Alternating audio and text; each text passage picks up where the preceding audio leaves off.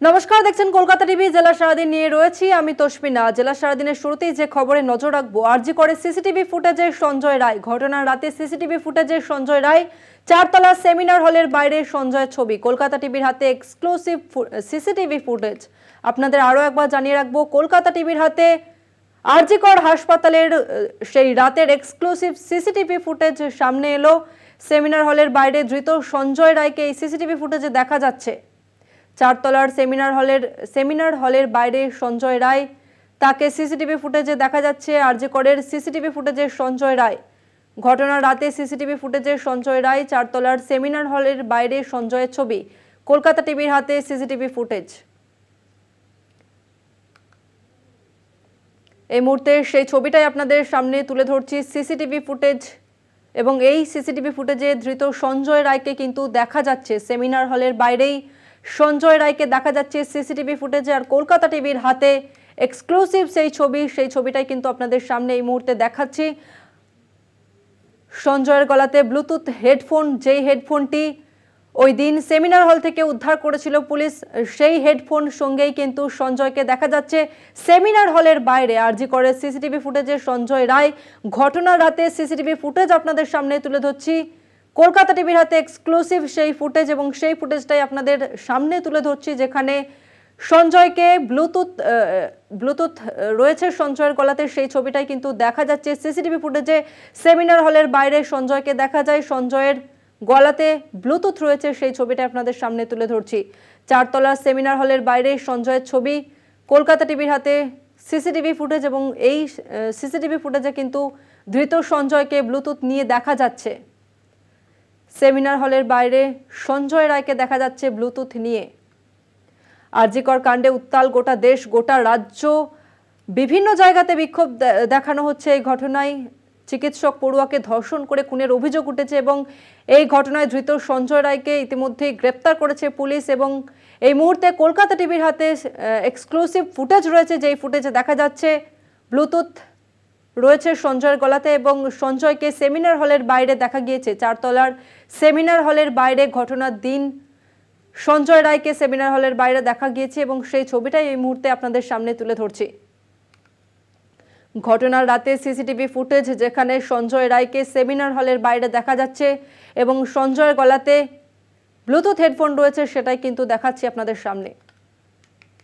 আরজি করে সিসিটিভি ফুটেজে সঞ্জয় রায়কে দেখা যাচ্ছে। ঘটনার রাতের সিসিটিভি ফুটেজ এক্সক্লুসিভ, সেই ছবিটাই আপনাদের সামনে তুলে ধরছি। সঞ্জয় রায়, তাকে চারতলা সেমিনার হলের বাইরে দেখা গিয়েছে, এবং সেই এক্সক্লুসিভ ছবি আপনাদের সামনে এই মুহূর্তে তুলে ধরছি। সঞ্জয় রায়ের গলাতে ব্লুটুথ রয়েছে, এবং তিনি সেই সময় সেমিনার হলে ঢুকছিলেন। সিসিটিভি ফুটেজে কিন্তু এই ছবিটা একদম পরিষ্কার দেখা যাচ্ছে, এবং এই মুহূর্তে সেই ছবিটাই আপনাদের সামনে তুলে ধরছি। ঘটনার দিন সঞ্জয়, তাকে সেমিনার হলের চারতলায় দেখা গিয়েছিল, এবং সেমিনার হলে সঞ্জয় ব্লুটুথ নিয়ে ঢুকছে, সেই ছবিটা কিন্তু দেখা গিয়েছিল। সেই ছবিটাই আপনাদের সামনে তুলে ধরছি। আরজি করে সিসিটিভি ফুটেজ এক্সক্লুসিভভাবে আপনাদের সামনে তুলে ধরছি। ঘটনার রাতে যেদিন ধৃত সঞ্জয়কে, তাকে সেমিনার হলের বাইরে দেখা গিয়েছিল, এবং তার গলাতে ব্লুটুথ রয়েছে, এবং এই ব্লুটুথের সূত্র ধরেই কিন্তু ধৃত সঞ্জয়কে পুলিশ গ্রেপ্তার করে। এবং ঘটনার দিন রাতে সঞ্জয়কে সেমিনার হলের বাইরে দেখা গিয়েছিল ব্লুটুথ, এবং সঞ্জয়ের গলাতে রয়েছে ব্লুটুথ, সেই ছবিটাই আপনাদের সামনে তুলে ধরছি। কলকাতা টিভিতে আরজি করের এক্সক্লুসিভ ফুটেজ, এই ছবিটাই আপনাদের সামনে এই মুহূর্তে তুলে ধরছি।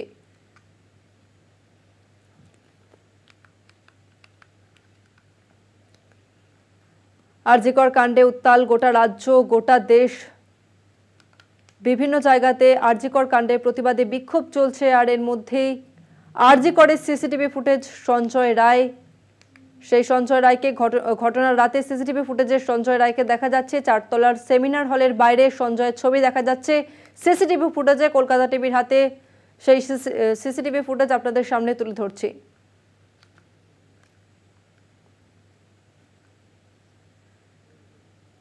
এই মুহূর্তে কলকাতা টিভির পর্দায় আপনাদের এক্সক্লুসিভ ছবি দেখাচ্ছি। আরজি করের সিসিটিভি ফুটেজ, সঞ্জয় রায়। ঘটনার রাতে সিসিটিভি ফুটেজে ঘটনার রাতে সঞ্জয় রায়কে দেখা গিয়েছে। সঞ্জয় রায়, চারতলা সেমিনার হলের বাইরে সঞ্জয়ের ছবি।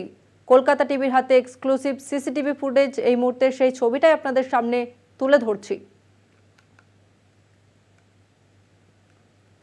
আর এ নিয়ে আরো বিস্তারিত জানবো, আমাদের সঙ্গে রয়েছে প্রতিনিধি রিয়া মাঝি। রিয়া, তুমি আরজি কর কাণ্ডের শুরু থেকেই তুমি ছিলে এবং পুরো জিনিসটা তুমি দেখেছো। এই মুহূর্তে যে ছবি দেখতে পাচ্ছি আমরা, যে আরজি করের সিসিটিভি ফুটেজে সঞ্জয় রায়কে দেখা যাচ্ছে, রিয়া কি জানতে পারছো, কি বলবে?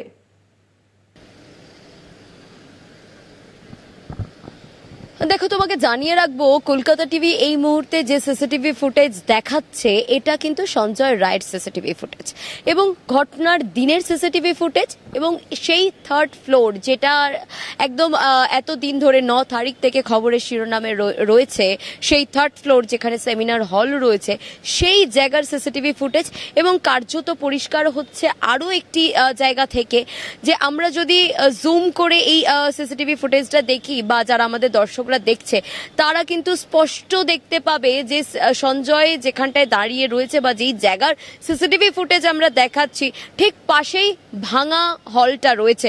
অর্থাৎ যেই হল নিয়ে তোলপাড় হয়েছিল এবং বলা হয়েছিল যে সেমিনার রুমের যে এভিডেন্স সেটাকে ট্যাম্পার করার জন্যই তার দেওয়াল ভাঙা হয়েছে, সেই যে ভাঙা দেওয়াল, সেই ভাঙা দেওয়ালের পাশেই কিন্তু সঞ্জয় রায় তাকে দেখা যাচ্ছে। এবং অত্যন্ত উল্লেখযোগ্য যে বিষয়, যে সিসিটিভি ফুটেজ আমরা এই মুহূর্তে দেখাচ্ছি যেখানে দেখা যাচ্ছে যে সঞ্জয় রায়ের গলায় সেই ব্লুটুথ হেডফোন, যেই ব্লুটুথ হেডফোনের সূত্র ধরেই পুলিশ তাকে ধরেছিল বা তাকে গ্রেপ্তার করেছিল এবং যেটা একদম মুখ্য তাদের কাছে এভিডেন্স ছিল যে তার এই ব্লুটুথ হেডফোন যেটা অটোমেটিক কানেক্ট হয়ে গিয়েছিল তার মোবাইল ফোনের সঙ্গে, সেই সিসিটিভি ফুটেজ ইতিমধ্যেই আমরা দেখাচ্ছি এবং এটা ঢোকার ছবি এবং যেটা সোর্স মারফত আমরা জানতে পারছি, অর্থাৎ যেটা অ্যাকর্ডিং টু মাই সোর্স, যে এই ছবি আমরা এই মুহূর্তে দেখাচ্ছি সেটাও একদম যে ঘটনার সময় 3:50 তাকে প্রথমে গ্রাউন্ড ফ্লোরে দেখা যায়, তারপরে সে 4:03 চলে যায় থার্ড ফ্লোরে এবং তারপরে তাকে 4:32 সেখান থেকে দেখা যায়। কিন্তু এই যে ছবি যেটা 11টা, অর্থাৎ ঘটার আগে যখন সে গিয়েছিল সেই টাইমের, অর্থাৎ এই ছবি যেটা আমরা দেখতে পাচ্ছি বা যেটা আমরা দেখাচ্ছি আমাদের দর্শকদের, এই ছবি হচ্ছে 11টার ছবি। যখন 11টা থেকে 11:15 সে গিয়েছিল সেই জায়গার ছবি বলেই মনে করা হচ্ছে। এবং পাশাপাশি তোমাকে জানিয়ে রাখবো যে এই যে ছবি যেখানে দেখা যাচ্ছে তার গলায় ব্লুটুথ হেডফোন, এবং এই ব্লুটুথ হেডফোন কার্যত পরিষ্কার করে দিচ্ছে যে ঘটনার আগের মুহূর্তের এই ছবি, কারণ সে যখন ঘটনা ঘটিয়ে বাইরে এসেছিল সেই সময় তার গলায় কোনো রকম ব্লুটুথ হেডফোন ছিল না এবং সেই জায়গা থেকে এই ছবি কার্যত পরিষ্কার করে দিচ্ছে যে এটা ঘটনার আগের ছবি। এবং আরেকটা বিষয় তোমাকে স্পষ্ট করব, যে এই যে ছবি আমরা দেখতে পাচ্ছি যেখানে দেখা যাচ্ছে যে ভাঙা রুম, আমি একটা ভুল তথ্য দিয়েছি, কিন্তু আমি একটু তথ্যটা ক্লিয়ার করে দিই তোমাকে, যে এই যে ছবি যেটা দেখা যাচ্ছে যে একদম ভাঙা রুম রয়েছে, ভাঙা যে দেওয়াল রয়েছে তার পাশে এই সঞ্জয় রায়ের ছবি এবং এই ছবিটা ঘটনার সময়ের, অর্থাৎ 3:50 যখন তাকে দেখা গিয়েছিল গ্রাউন্ড ফ্লোরে, তারপর যখন 4:03 তাকে যখন দেখা যায় একদম সিসিটিভির আওতায় সে যখন আসে, সেটা সেই 4:03 টাইমের ছবি। কারণ হচ্ছে 4:03 টাইমেই সে যখন ঘটনা ঘটানোর জন্য সে যখন এই সেমিনার হলের দিকে যাচ্ছিল, এইটা ঠিক সেই সময়কার ছবি। এটা 11টার সময় নয়, এটা একদম 4:03 যখন সে ঢুকছিল এই ঘটনা ঘটানোর জন্যই, যখন সে এই মেন্টালিটি, এই প্রিপারেশন নিয়েই সে সেমিনার হলের দিকে যাচ্ছিল। এবং সেই থার্ড ফ্লোর, অর্থাৎ 4 তলায় যে 4 তলায় যে সেমিনার হল রয়েছে সেখানে একটাই মাত্র সিসিটিভি রয়েছে এবং সেই সিসিটিভির আওতায় যখন এই সঞ্জয় রায় এসেছিল তখন দেখা গিয়েছিল ঘড়ির কাঁটায় তখন 4:03 এবং সেই 4:03 সিসিটিভি ফুটেজ যখন সে সেমিনার হলের দিকে যাচ্ছিল, সেই ছবি এই পরিষ্কার হচ্ছে। আমরা এই মুহূর্তে যে ছবি দেখাচ্ছি কলকাতা টিভির পর্দায় সিসিটিভি ফুটেজ ঘটনার দিনের, অর্থাৎ 8 তারিখে মধ্য রাতের যে সিসিটিভি ফুটেজ বা 4টের সময়, ভোর 4টের সময় যে ছবি, 4:03 সময় যে ছবি, সেই ছবি কিন্তু এটা কার্যত পরিষ্কার করে দিচ্ছে যে তার গলায় হেডফোন ছিল এবং যখন সে ঘটনাটা ঘটায় তারপরে হেডফোন ফেলে রেখে, ঘটনাস্থলে হেডফোন ফেলে রেখে সে চলে আসে। এবং যখন কলকাতা পুলিশ তারা একের পর এক সিসিটিভি চেক করছিল ঘটনার আগের পরে, সেই সময় কিন্তু এই ব্লুটুথ হচ্ছে তাদের কাছে মোক্ষম এভিডেন্স ছিল এই যে অ্যাকিউজ তার অবধি পৌঁছানোর জন্য এবং এই মোক্ষম এভিডেন্স নিয়েই তাকে গ্রেপ্তার করে কলকাতা পুলিশ। ধন্যবাদ তোমাকে রিয়া। আমরা কথা বললাম প্রতিনিধি রিয়া মাঝির সঙ্গে। আপনাদের আরো একবার জানিয়ে রাখবো, আরজি করের সিসিটিভি ফুটেজ এই মুহূর্তে কলকাতা টিভির হাতে এক্সক্লুসিভ ফুটেজ, এবং যেখানে সঞ্জয় রায়কে ঘটনার দিনে তাকে সেমিনার হলে ঢুকতে দেখা যাচ্ছে এবং তার গলাতে রয়েছে ব্লুটুথ হেডফোন। সেই ছবিটা আপনাদের সামনে তুলে ধরছি। সিসিটিভি ফুটেজে একদম পরিষ্কার দেখা যাচ্ছে ধৃত সঞ্জয় রায়ের গলাতে রয়েছে হেডফোন, এবং ঠিক ডট 4:03 তাকে 4:03 সিসিটিভি ফুটেজটা আপনাদের সামনে তুলে ধরছি, যে টাইমে সঞ্জয়কে সেমিনার হলে ঢুকতে দেখা গিয়েছে এবং তার গলাতে কিন্তু হেডফোন রয়েছে, এমনটাই সিসিটিভি ফুটেজে দেখা যাচ্ছে। এবং এই হেডফোনের ভিত্তিতেই কিন্তু ধৃত সঞ্জয়কে গ্রেপ্তার করে কলকাতার পুলিশ, এবং এই মুহূর্তে সেই ছবিটাই আপনাদের সামনে তুলে ধরছি। 4তলা সেমিনার হলের বাইরে সঞ্জয়ের ছবি।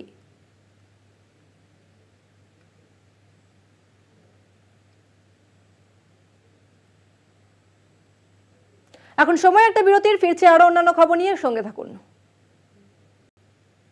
ফিরালাম বিরতির পর। শান্তিপূর্ণ বিক্ষোভের উপর নিষেধাজ্ঞা নয়, আগেই রায় দিয়েছে সুপ্রিম কোর্ট।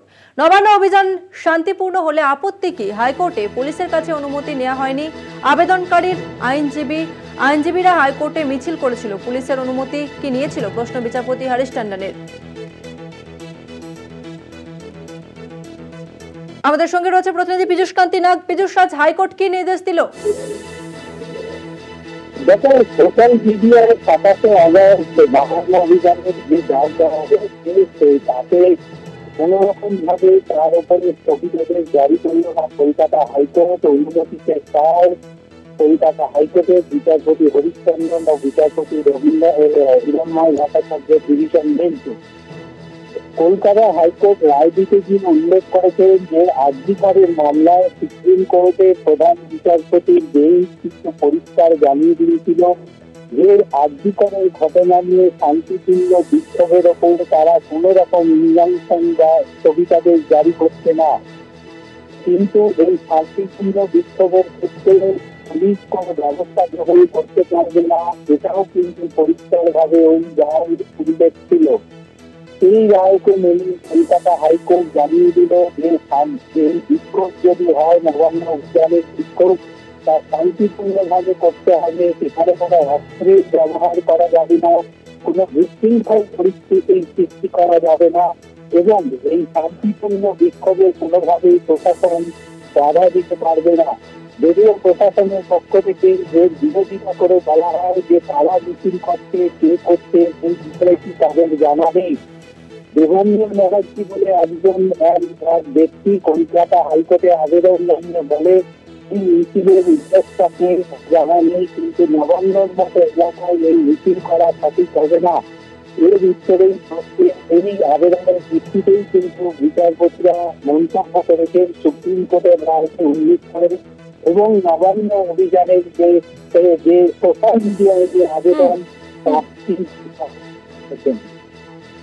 বেশ, ধন্যবাদ তোমাকে পীযূষ কান্তি। আমরা কথা বললাম প্রতিনিধি পীযূষ কান্তি নাগের সঙ্গে। আপনাদের আরো একবার জানিয়ে রাখবো যে মঙ্গলবার নবান্ন অভিযানের ডাক দেওয়া হয়েছে একটি সংগঠনের পক্ষ থেকে, এবং হাইকোর্টের বিচারপতি হরিশ টন্ডন তিনি জানিয়ে দিলেন শান্তিপূর্ণ প্রতিবাদ হতেই পারে, এবং এ ব্যাপারে আগেই ছাত্র সমাজের মিছিলে অনুমতি দিয়েছে সুপ্রিম কোর্টের প্রধান বিচারপতি। এবং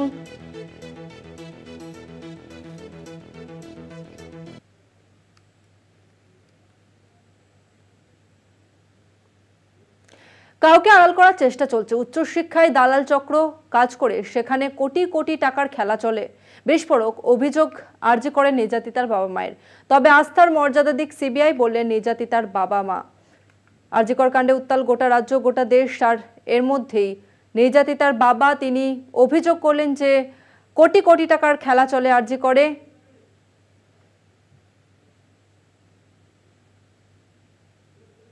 সারা দেশ, সারা পৃথিবী কতটা জানতে পেরে গেছে। কালকে আপনি বলছিলেন যে ঘটনাস্থলটা নষ্ট করে দেওয়া হয়েছে। হ্যাঁ, কিছুটা তো নষ্ট করা গেলে সিবিআই এতদিন সময় লাগতো না মনে হয়। সিবিআই এখন অন্যভাবে চেষ্টা করছে প্রমাণ জোগাড় করার। এই যে পলিগ্রাফ টেস্ট করবে, সেটা তাদের ব্যাপার, কি করছে। আপনাদের সঙ্গে কিছু জানতে চাওয়া হয়েছে? হ্যাঁ, অবশ্যই। আমাদের 6 ঘন্টা ধরে আমাদের বিভিন্ন কথাবার্তা বলা হয়েছে, কি কি বিষয়ে আমরা জানি সেগুলো আমরা সিবিআইকে যেটা বলার বলেছি, এবং সিবিআই এর উপরে আমরা এটা বলতে চাইছি, আমরা তো একটা ভালো এজেন্সি চেয়েছিলাম, সিবিআই একটা ভালো এজেন্সির মতো একটা দৃষ্টান্ত স্থাপন করবে এই ব্যাপারটা। অনেকে দেখা যাচ্ছে ধৈর্য হারাচ্ছে, এটা আমরাই ধৈর্য হারাচ্ছি, প্রতিদিন 14 দিন হয়ে গেল কোনো রেজাল্ট পাইনি, স্বাভাবিক ব্যাপার। মানে কি মানে কি বলতে চাইছে? বলতে চাইছি সবাই একটু তৎপর হয়ে কাজটা করুক, এবং সিবিআই এর উপর যে মানুষের যে আস্থা আছে সেই আস্থা রেখেই কাজটা, আমরাও আস্থা রেখেছি যখন, সেই আস্থা রেখে এত বড় ঘটনা তদন্ত করে কিছু একটা কুল কিনারা করুক। তারা তো কোনো কুল কিনারা এখনো করতে পারেনি। আজকে যে ব্যাপারটা বলা হচ্ছে যে কোথায় ওকে মেরে ফেলা হয়েছে সেই বিষয়টা স্পষ্ট, সেটা তো সুপ্রিম কোর্টে এই প্রশ্নটা তুলেছে, নিশ্চয়ই কিছু ব্যাপারটা বোঝা গেছে। আপনারা যখন প্রথম গেছিলেন, হ্যাঁ গেছিলেন, তখন আপনাদের কি বলা হয়েছিল? সেই তো তখন আমাদের ডেকে নিয়ে গিয়ে বসিয়ে রাখা হয়েছে 4.5 ঘন্টা, তো অনেকদিন ধরেই আপনাদের মাধ্যমে বলেছি। একটা কথা বলছি আবারই, সেই ছাত্ররা যে আন্দোলন করছে সেই আন্দোলনের পাশে আমরা আছি, প্রয়োজন হলে এরপরে আমরাও গিয়ে ওদের সঙ্গে যোগ দেবো, এটাই পর্যন্ত বলতে পারি। কারণ আমরা বিচার চাই, সোজা কথা হচ্ছে আমাদের একটা সব পরিষ্কার কথা, আমরা এর একটা বিহিত এবং বিচার। আমরা এটা প্রথম থেকেই বুঝতে পারছিলাম কাউকে আড়াল করা হচ্ছে, কিছু একটা মানে খুব গুরুত্বপূর্ণ বিষয় আড়াল করা হচ্ছে প্রথম থেকেই। এমনকি অনেক খুন ধর্ষণ এগুলোর সঙ্গে জড়ানো হচ্ছে, কিন্তু আমার মেয়ের ব্যাপারটা আমি মনে করি সম্পূর্ণ আলাদা, কারণ সে একটা অন ডিউটি ডক্টর ছিল ওখানে, তার এরকম পরিণতি অন্য কোনো খুন ধর্ষণ মামলার সঙ্গে জড়িয়ে ফেললে হবে না। এটা আমরা একমাত্র মেয়েকে হারিয়েছি, এবং যেখানে সে স্বপ্ন পূরণ করতে গেছিল সেখানেই তার সমস্ত স্বপ্ন শেষ হয়ে গেছে। এবং তাকে নিয়ে আরো কিছু অপপ্রচার, একদম প্রশাসনের উপর আমরা বলেছি যে এটা যাতে না হয়, আমার মেয়েকে নিয়ে যেন ব্যবসা না হয়। একটা জায়গা থেকে বলা হচ্ছে যে সিবিআইও কিছু করতে পারছে না, সেই আস্থা। হ্যাঁ, সেটা তো আমরা আস্থা হারাচ্ছি, আমরা একটা দিন যাচ্ছে আর আস্থা হারাচ্ছি। জেলা সারাদিন আজ এই পর্যন্তই। দেখতে থাকুন কলকাতা টিভি, রাত দিন 7 দিন।